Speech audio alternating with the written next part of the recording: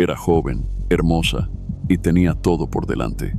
Sueños de pasarela, una carrera universitaria y una relación que, en redes, parecía perfecta.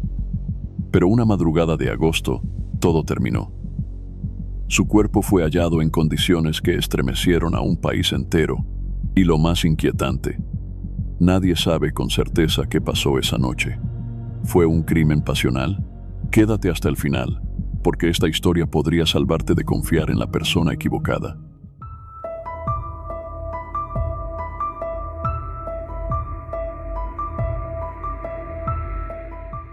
Ángela Meliana Medina Vallés nació en el año 1993, en el estado Lara, una región ubicada en el occidente de Venezuela.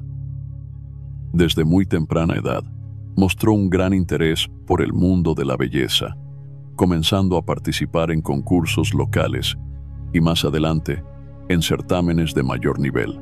A la par de esta pasión, también se abrió camino como modelo, desarrollando una carrera que la fue haciendo cada vez más conocida en su entorno.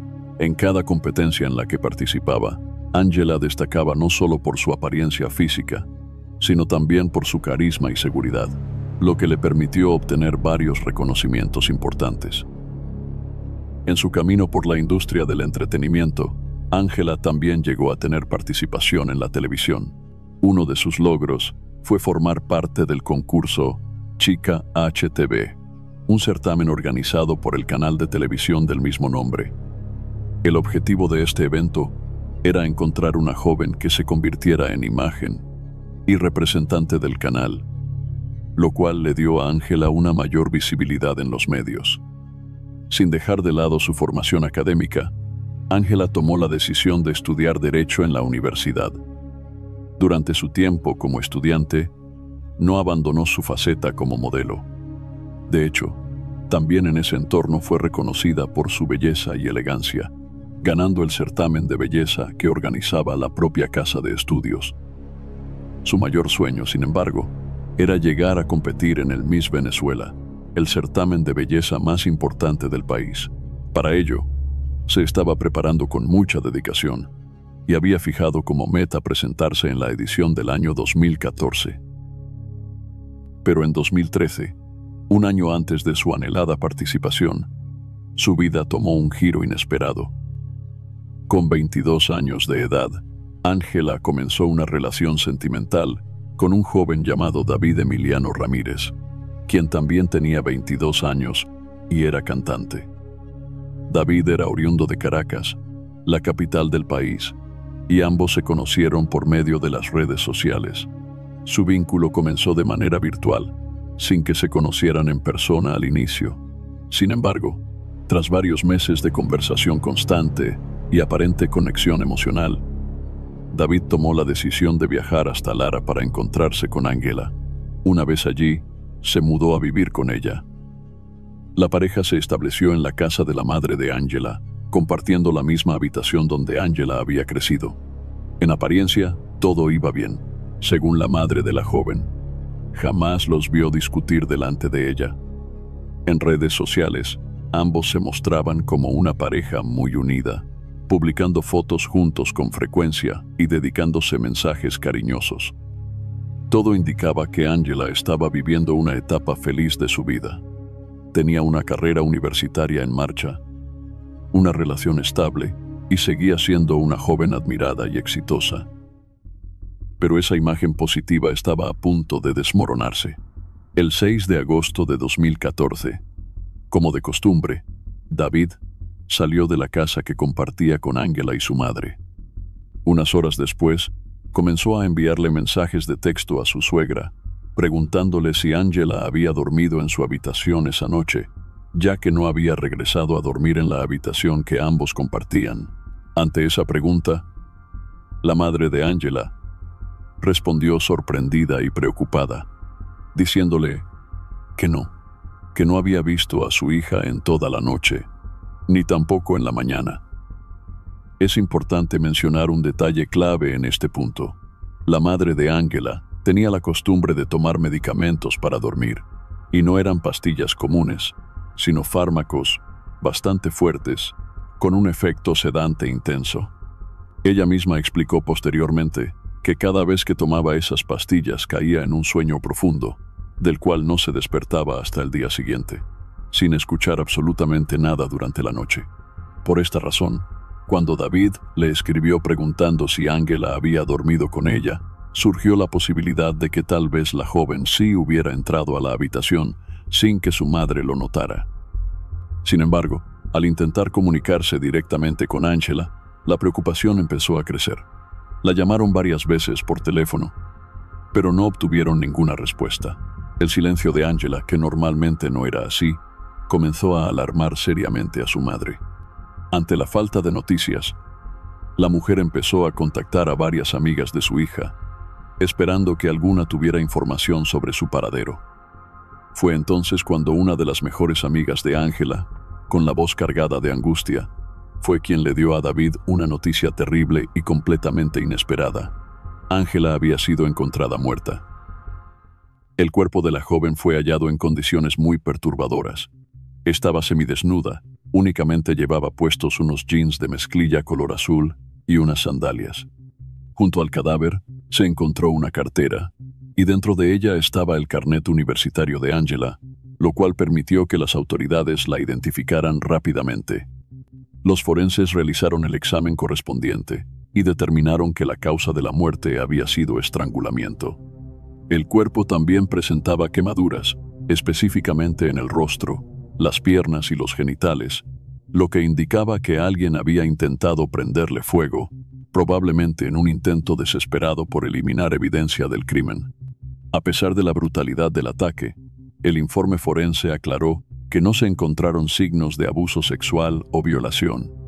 La policía, al recibir el caso, inició una serie de interrogatorios a personas del entorno cercano de Ángela, con la esperanza de hallar alguna pista o testimonio que arrojara luz sobre lo ocurrido.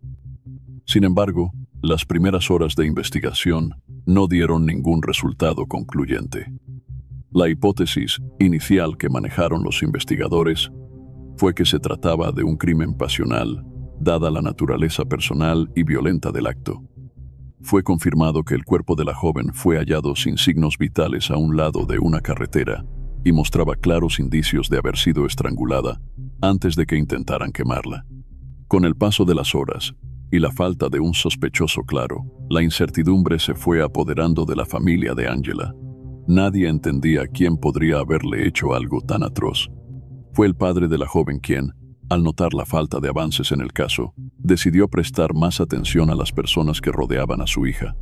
Él había trabajado anteriormente en la policía, así que tenía cierto entrenamiento y una intuición aguda para detectar comportamientos extraños. Fue observando detenidamente a cada persona del entorno, tratando de identificar cualquier señal fuera de lugar. Al fijarse en David, el novio de Ángela, notó algo que le llamó poderosamente la atención. El joven tenía varios rasguños visibles tanto en la cara como en el cuello. Empezó a pensar que quizás entre Ángela y David había ocurrido una pelea violenta y que producto de esa discusión, él podría haberle quitado la vida. Sin perder tiempo, el padre de Ángela fue directamente a la policía para compartir la información. Con base en ese testimonio, los agentes procedieron a interrogar a David formalmente. Durante el interrogatorio policial, David Emiliano Ramírez Salazar, quien era la pareja sentimental de Ángela, mostró un comportamiento lleno de contradicciones. Sus respuestas eran inconsistentes, se contradecían entre sí y no lograba mantener una versión firme de los hechos. Tras varias horas de presión, finalmente David no pudo sostener más su relato y terminó confesando lo que la policía ya temía. Él mismo había asesinado a Ángela. Una vez confesado el crimen, David fue plenamente identificado y registrado como el principal responsable, pero su declaración no terminó ahí. En un intento por explicar lo sucedido, David aseguró que no actuó solo. Señaló como cómplices a 3 hombres más, todos conocidos suyos: Johalbert González, Víctor Marín y Mauricio Bastidas. Cabe destacar que Mauricio, al momento de los hechos, se desempeñaba como su representante o manager en el ámbito musical. Ante estas acusaciones, Los tres mencionados fueron localizados y posteriormente interrogados. En todo momento, negaron cualquier implicación en el asesinato de Angela. Afirmaron que David los estaba culpando falsamente, intentando involucrarlos con el único objetivo de no cargar él solo con la responsabilidad total del crimen y reducir así su condena. En su primera declaración formal ante las autoridades, David ofreció algunos detalles sobre el contexto en el que ocurrió el crimen. Afirmó que su relación con Angela venía deteriorándose desde hacía varias semanas. Las discusiones eran cada vez más frecuentes, especialmente por un tema que los enfrentaba constantemente. Angela había comenzado a recibir mensajes anónimos en redes sociales, donde le advertían que su novio, David, mantenía una relación amorosa con Johalbert González, uno de los hombres que él mismo implicaría más tarde en el asesinato. Angela, preocupada y dolida, enfrentó a David en varias ocasiones. Él siempre negó las acusaciones, diciendo que todo era un invento, que los mensajes no eran más que rumores malintencionados. Sin embargo, las peleas por este tema se repetían y cada vez eran más intensas. La desconfianza crecía. El punto decisivo llegó pocos días antes del crimen. Angela, revisando las redes sociales, encontró un mensaje que David le había escrito a Johalbert por Facebook. El texto era claro y revelador. «Papi, estoy feliz, solo me faltas tú». Para ella, no había más dudas. Su pareja y Johalbert estaban involucrados sentimentalmente. A partir de ese momento, la relación se volvió aún más conflictiva. Angela se enojó profundamente y las discusiones aumentaron en frecuencia e intensidad. Según relató el propio David, el día 5 de agosto de 2014, ambos discutieron una vez más durante la mañana. Después del altercado, cada uno salió a realizar sus respectivas actividades. Por la noche, cuando Angela regresó a casa, ya tenía tomada una decisión firme: echar a David. No quería seguir con él, después de todo lo que había descubierto. Sin dudar, empezó a empacar las pertenencias del joven, guardándolas en maletas y cajas. En ese momento, se desató una nueva pelea. David se molestó al ver que lo estaban echando, y la discusión escaló. Como parte de su defensa, él la acusó de haberle sido infiel con un hombre mayor que, supuestamente, ella había conocido en Caracas. Angela negó esas acusaciones de manera tajante. La discusión entre David y Angela, que hasta ese momento había sido únicamente verbal, se tornó violenta. Las palabras subidas de tono pronto se transformaron en agresiones físicas. Ambos comenzaron a golpearse en medio del caos emocional. En medio de una discusión que se salió de control, David perdió el control por completo. En ese momento de tensión, tomó una decisión que cambiaría su vida para siempre. Cuando todo terminó, Angela ya no se movía. Su cuerpo quedó tendido en la cama, y en cuestión de segundos, la tragedia ya era irreversible. Además del forcejeo, más tarde se supo que Angela también sufrió un golpe en la cabeza durante el altercado. Ese impacto le provocó una herida pequeña, pero visible. Al darse cuenta de la gravedad de lo que acababa de ocurrir, David, en estado de shock y desesperación, decidió llamar a sus tres amigos: Johalbert González, Víctor Marín y Mauricio Bastidas. Fue este último, Mauricio, quien llegó en su vehículo particular. Una vez que los tres amigos estuvieron presentes en la casa, comenzaron a planear qué hacer con el cuerpo. Tomaron la decisión de utilizar dos automóviles, el carro de Angela y el de Mauricio. Sacaron el cuerpo sin vida de la joven y lo colocaron primero en el maletero del vehículo de ella. Actuaron con rapidez, bajo la oscuridad de la noche, intentando no ser vistos. Luego comenzaron a conducir. Durante el trayecto, por razones que no se aclararon del todo en la investigación, decidieron hacer un cambio. Trasladaron el cuerpo de Angela desde el automóvil de la joven al carro de Mauricio. Se desconoce por completo por qué tomaron esta decisión, pero continuaron su recorrido en el nuevo vehículo hasta llegar a una zona apartada, donde creyeron que sería un lugar adecuado para abandonar el cuerpo. Allí, bajaron el cuerpo del automóvil y lo colocaron directamente en el suelo. Después de lo ocurrido, Intentaron borrar cualquier rastro de lo que había pasado. Según las investigaciones, encendieron un pañuelo y lo colocaron cerca del cuerpo, al igual que la cartera de Angela. La policía determinó que se trató de un intento de ocultar pruebas, pero no funcionó. Los restos fueron encontrados e identificados por las autoridades. Después de abandonar la escena, los 4 hombres se separaron. Cada uno regresó a su vida cotidiana como si nada hubiera ocurrido. La investigación tardó varios meses en avanzar, y no fue sino hasta el año 2015 cuando se formuló la acusación formal. David Emiliano Ramírez Salazar fue imputado por el delito de homicidio calificado con alevosía en grado de autor material. Por su parte, Johalbert, Víctor y Mauricio fueron acusados del mismo delito, pero en calidad de cooperadores necesarios. Sin embargo, en la primera audiencia judicial ocurrió algo inesperado. David se retractó completamente de su confesión inicial. Alegó que era inocente y que había confesado el crimen únicamente porque fue torturado por la policía. Además, insistió en que sus 3 amigos no tenían ninguna relación con el asesinato. En su segunda declaración ante las autoridades, David Emiliano Ramírez Salazar ofreció una versión diferente a la que había dado inicialmente. Reconoció que, en efecto, en las semanas previas al crimen, la relación entre él y Ángela se había deteriorado notablemente. Afirmó que discutían con frecuencia, principalmente por unos mensajes anónimos que Ángela había recibido a través de redes sociales. Esos mensajes insinuaban que David mantenía una relación sentimental con su amigo Johalbert González.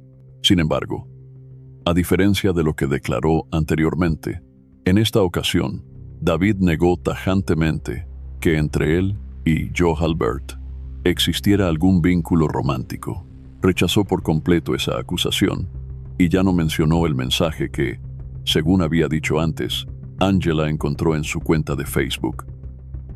En esta nueva versión, David presentó una narrativa distinta.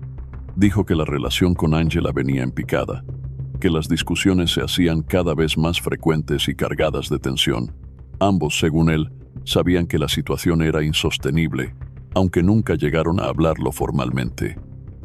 Según contó, el día 5 de agosto de 2014 comenzó como otro día cualquiera, pero Ángela se levantó visiblemente molesta. David notó su actitud distante, aunque ella no le explicó los motivos de su enojo.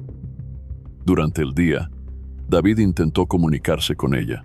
Le hizo varias llamadas que nunca fueron respondidas y le envió mensajes de texto que apenas recibieron respuestas, la mayoría de ellas secas y breves, usando monosílabos. Incluso, comentó que algunos de sus mensajes simplemente fueron ignorados.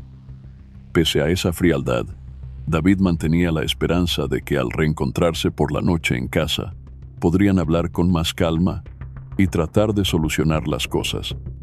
Al llegar la noche, David fue el primero en llegar a la vivienda. Minutos después, Ángela entró, aún visiblemente alterada. Según el relato de David, ella venía con una idea muy clara. Quería que él se fuera de la casa esa misma noche. Sin mediar muchas palabras, comenzó a empacar sus pertenencias, guardándolas en maletas y cajas. La escena rápidamente se tornó tensa. Empezaron a discutir una vez más. David aseguró que, al ver que la situación solo empeoraba, optó por no seguir discutiendo. Tomó la decisión de marcharse para evitar que el conflicto escalara.